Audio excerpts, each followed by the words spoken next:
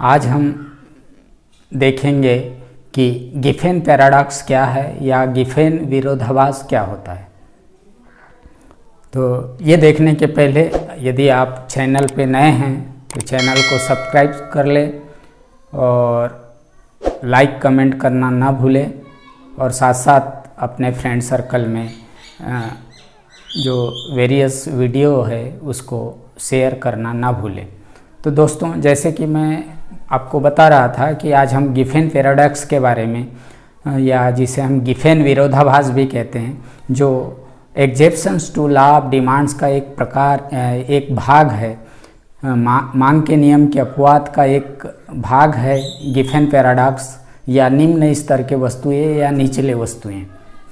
तो Giffen paradox को देखने के पहले हमको थोड़ा सा मांग का जो नियम है उस पर प्रकाश डालना होगा कि डॉक्टर मार्शल ने बताया आपको मांग के नियम के अंतर्गत कि कैसे एक निश्चित समय पे यदि अन्य बातें स्थिर रहे तो कीमतें बढ़ने पर मांग कम होगी या कीमतें घटने पर मांग बढ़ेगी। अर्थात मांग के नियम के अंतर्गत एक निश्चित समय में किसी वस्तु की कीमत और उसकी मांगी गई मात्रा में विपरीत संबंध को बताता है और इस तरीके से मांग रेखा नीचे की ओर गिरती हुई होती है या मांग रेखा का जो स्वभाव है वो डाउनवर्ड होता है।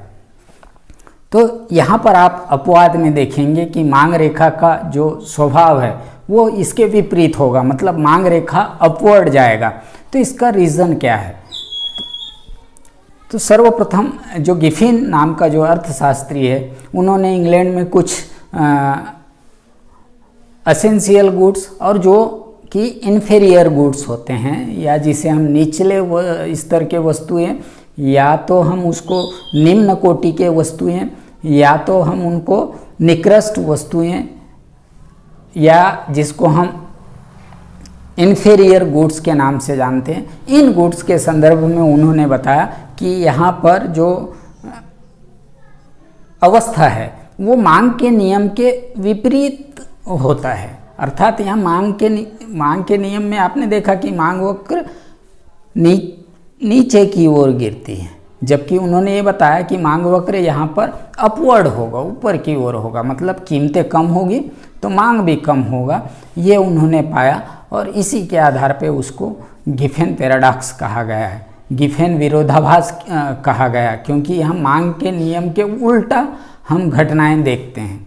तो गिफेन विरोधाभास क्या है ये हम देखेंगे कि गिफिन ने हमको ये बताया कि कुछ निम्न कोटि के वस्तुएं होते हैं या इन्फीरियर गुड्स होती हैं, ऐसे गुड्स के संदर्भ में मांग का नियम लागू नहीं होता, क्योंकि हम ऐसे वस्तुओं को खरीदने के लिए अपना आय का एक बड़ा भाग खर्च करते हैं। यहाँ पर आप देखेंगे कि इन वस्तुओं के संदर्भ में मांग का नियम लागू नहीं होता। तो मान लीजिए हम यहाँ पर, जैसे थंबनेल में आपने देखा कि वहाँ पर देसी घी, जिसे हम शुद्ध घी कहेंगे, और डालडा, इसका हम उदाहरण लेंगे। तो यहाँ पर जाहिर सी बात है कि घी की तुलना में डालडा इन्फीरियर गुड्स है, निकृष्ट वस्तुएं हैं, जबकि घी सुपेरियर गुड्स है। तो मान लो डालडा की कीमतों में कमी आती है, डालडा की कीमतें कम हो जाती है, तो ऐसे समय में क्या होगा? इसके दो प्रभाव होंगे, एक तो इनकम इफेक्ट होगा और दूसरा होगा सब्स्टिट्यूशन इफेक्ट्स, जिसको हम कहेंगे प्रतिस्थापन प्रभाव, और दूसरा होगा आय प्रभाव। अब प्रतिस्थापन प्रभाव और आय प्रभाव कैसे होंगे ये समझना हमको पड़ेगा कि डालडा के कीमत कम होने से यहाँ पर क्या होगा? उपभोक्ता का वास्तविक आय बढ़ जाएगा। क्यों? क्योंकि डालडा की कीमतें कम होने पर उपभोक्ता को उतनी ही मात्रा कम मुद्रा में मिलेगा या कम पैसे में मिलेगा और इस तरीके से उसका रियल इनकम बढ़ जाएगा। अब रियल इनकम बढ़ना मतलब उसका परचेसिंग पावर बढ़ जाएगा, क्रय शक्ति बढ़ जाएगा।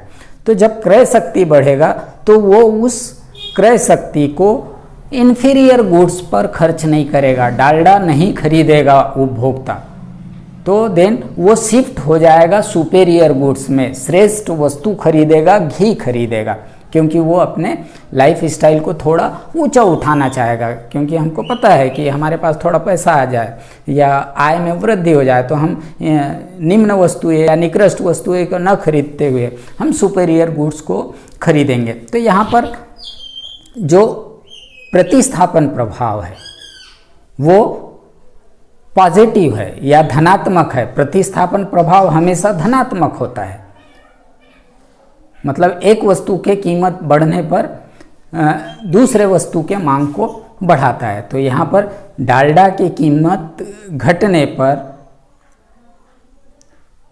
वो क्या करेगा, घी का मांग बढ़ा देगा। और इस तरीके से यहाँ डालडा के कीमत घटने पर डालडा की मांग कम हो जाएगी। और ये चीज़ें कैसा है, मांग के नियम के विरुद्ध है। मांग के नियम में हमने देखा था कि किसी वस्तु की कीमत कम होने पर मांग बढ़ जाती है, मगर यहाँ डालडा का कीमत कम होने पर डालडा का जो मांग है वो भी कम हुई है और इसके विपरीत घी का मांग बढ़ गया है। तो ये इसे ही कहते हैं प्रतिस्थापन प्रभाव। नंबर जो नेक्स्ट है वो है इनकम इफेक्ट, जिसको हम कहेंगे आय प्रभाव।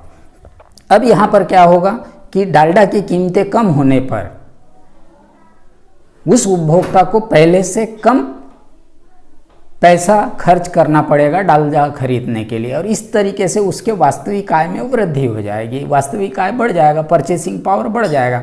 तो क्या करेगा, वो घी खरीदेगा।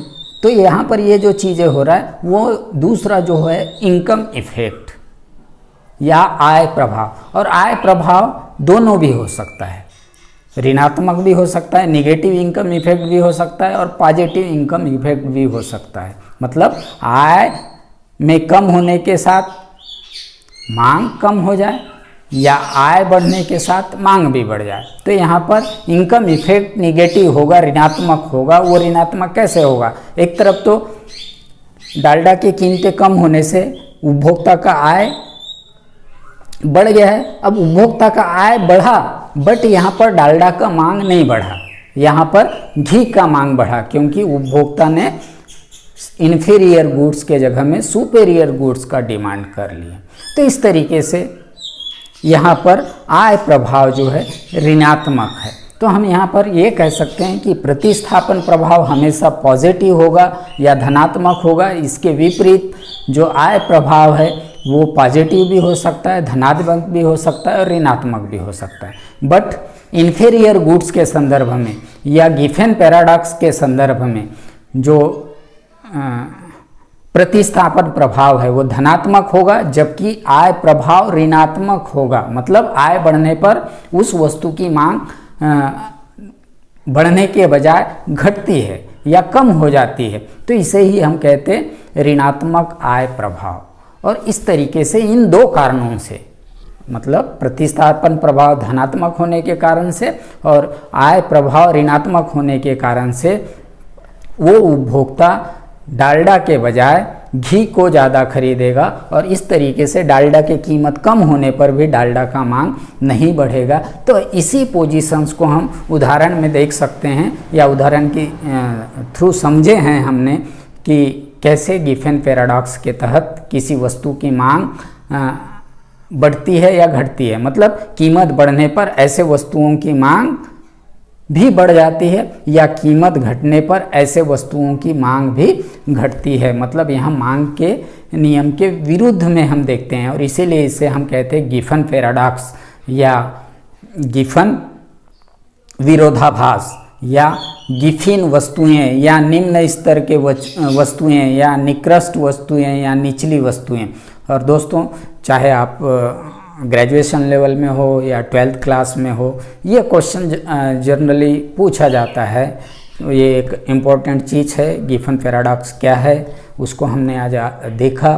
तो यहाँ डालडा और घी को न भूलिए, ये एक इसका बेटर उदाहरण है। और गिफेन पैराडॉक्स तभी लागू होगा जब हम उस निकृष्ट वस्तुओं पर या इन्फीरियर गुड्स पर हम अपने आय का ज़्यादा हिस्सा खर्च करते हैं, तभी ये जो गिफेन पैराडॉक्स का जो कॉन्सेप्ट है वो एप्लीकेबल होगा। आज के लिए इतना ही काफ़ी। मिलते हैं नेक्स्ट वीडियो में, तब तक के लिए आपको नमस्ते। और आप चैनल पर अपने पसंदीदा वीडियो देखते रहिए। और जाते जाते यदि आपने चैनल को सब्सक्राइब नहीं किया है तो सब्सक्राइब करके जाइए, ताकि आपके आने वाले वीडियो के बारे में आपको नोटिफिकेशन मिल सके। और साथ साथ अपने मैक्सिमम दोस्तों में इस वीडियो को शेयर कीजिए, ताकि अभी बाकी लोग भी इसका फ़ायदा उठा सके या बाकी स्टूडेंट भी इसका फ़ायदा उठा सके। Thank you for watching.